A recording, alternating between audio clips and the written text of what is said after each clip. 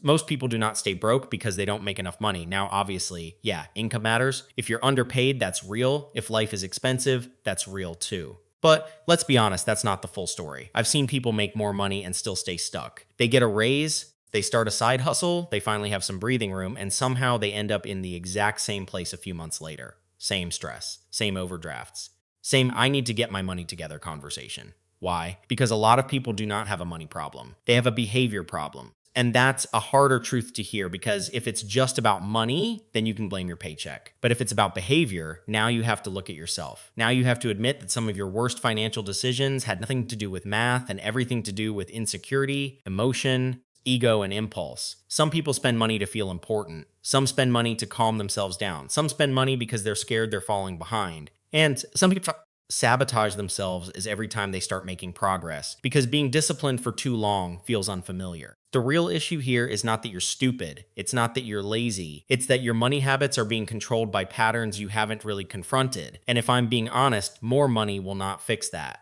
More money just gives you a bigger version of your current behavior. So in this video, I want to break down the psychology that keeps people poor, why it happens, how it quietly destroys your future, and most importantly, what you can do to fix it without turning your life into some miserable finance boot camp. Before we get into it, what's one thing you regret wasting money on? Comment below. Here's why this matters more than people think. Bad money psychology doesn't always look dramatic. It usually looks normal. It looks like ordering stuff when you're stressed. It looks like upgrading your lifestyle the second your income goes up. It looks like buying things because you had a rough week and you want to feel better for 5 minutes. So it looks like spending money to look successful instead of building actual financial stability. And social media makes this worse because now you're not just living your own life. You're comparing your real life to everybody else's highlights. You see the apartment, the watch, the car, the vacations, the dinners, the hustle success posts, and suddenly your own life starts feeling smaller than it actually is. So what do people do? They spend to close the emotional gap. They spend to feel caught up. They spend to look like they're doing better than they are.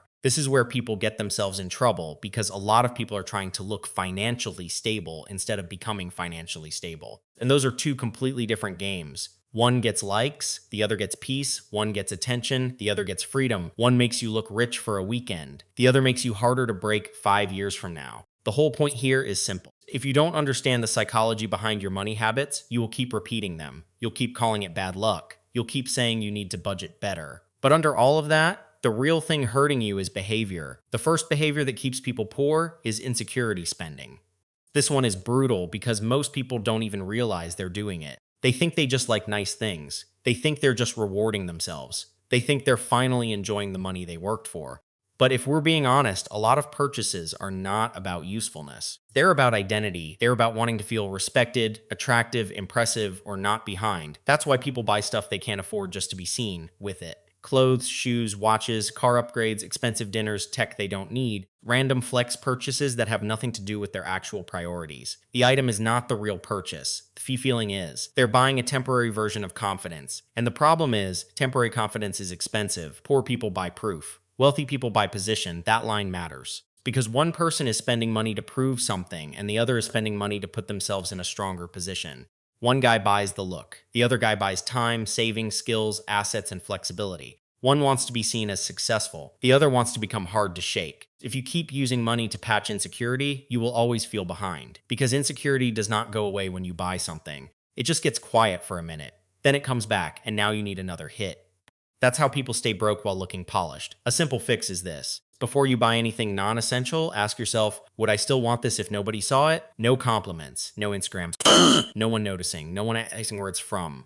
Would you still want it? If the answer is no, be honest. That's not a real purchase. That's validation spending. Second thing that keeps people poor is emotional spending. A lot of people don't spend because they need something. They spend because they feel something. Stress, frustration, boredom, loneliness, anxiety. They had a bad day, a long week, an argument, a setback, and now buying something feels like relief. And that's the trap. Because in the moment it works. You get the little dopamine hit.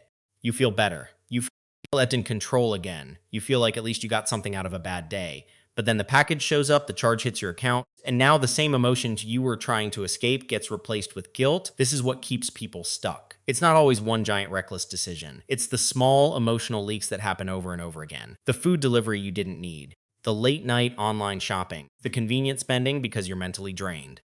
The I deserve it purchase every time life gets hard. If every stressful week ends with a purchase, your emotions are running your bank account. And let me give you a warning here. One of the most common traps is rewarding yourself too early. People save money for 2 weeks and suddenly they want a prize. They do one productive month and now they want to treat themselves. They make a little progress and instantly start spending like they already changed. That's a losing pattern. If I were you, I'd make it annoying to spend and automatic to save. Remove your saved cards, leave stuff in the cart. Add a 24-hour rule to anything non-essential. Make yourself wait, because a lot of purchases feel urgent for about 15 minutes. Then the emotion passes and you realize you never actually needed it. The third thing that keeps people poor is scarcity thinking. Now, this one is important because people misunderstand it. Scarcity mindset is not just overspending. It can also look like fear. It can look like holding money too tightly, avoiding investing, avoiding risk, avoiding growth, staying stuck because uncertainty makes you uncomfortable. When someone grows up around financial stress or chaos or constant instability, money stops feeling like a tool and starts feeling like protection. So they obsess over not losing it. They get scared to move, scared to learn. Scared to make mistakes, scared to invest because what if it goes down? Scared to start because what if they do it wrong? And I get it. Being careful is smart, but being permanently scared is expensive. You can't build wealth if your entire money strategy is just trying not to feel unsafe. A lot of people stay in survival mode long after the emergency is over. They hoard cash but never build assets. They tell themselves they're being responsible, but really they're just avoiding discomfort. They don't want to feel dumb learning how investing works. They don't want to make beginner mistakes. Their ego would rather stay confused than look inexperienced for a month. That costs people years because the real issue here is that confidence does not come before action. It comes after action. Nobody feels like an expert at the beginning. You build trust in yourself by doing the thing badly at first, then improving. If you avoid investing because you're waiting to feel ready, you may be waiting forever. The better move is to automate a small amount and let behavior happen before fear gets a vote, even if it's a small number. The whole point is to stop training yourself to freeze every time money requires long-term thinking. The fourth thing that keeps people poor is rich-looking behavior. This is a huge one, especially now. A lot of people don't actually want wealth. They want the appearance of wealth. They want the lifestyle signals. They want the image. They want people to look at them and assume they're doing well. So the second their income increases, their expenses increase too. Better car, better apartment, better clothes, more going out, more subscriptions, more image maintenance, more pressure. Now, instead of using that extra income to build freedom, they use it to build a more expensive identity. Looking rich is expensive. Being rich is usually quiet. That's the contrast nobody wants to talk about. One guy has the nice car, designer belt, expensive dinners, and no real savings. The other guy has boring habits, a growing investment account, low stress, and actual options. One is performing success, the other is building it. One gets attention now, the other gets freedom later. And let's be honest, the internet rewards the first guy more. The flashy one looks more impressive. He photographs better, he gets more validation. But the whole time he's financially fragile. One bad month and the whole thing starts cracking. This is where lifestyle inflation destroys people. They think more income means they've earned more consumption. But if your identity doesn't change when your income changes, you just become a higher income mess. Same habits, bigger numbers. The fix here is simple but not easy. Keep your lifestyle below your income for longer than feels cool. Let your money stack in silence. Delay the visible success. Because the people who get rich slowly usually look normal right before things start compounding. And the fifth thing that keeps people poor is self-sabotage after progress. This one is sneaky. A lot of people can do well for a few weeks. Some can even do well for a few months. They start budgeting. Stop impulse spending, they save some money, they feel more in control, and then out of nowhere they slip.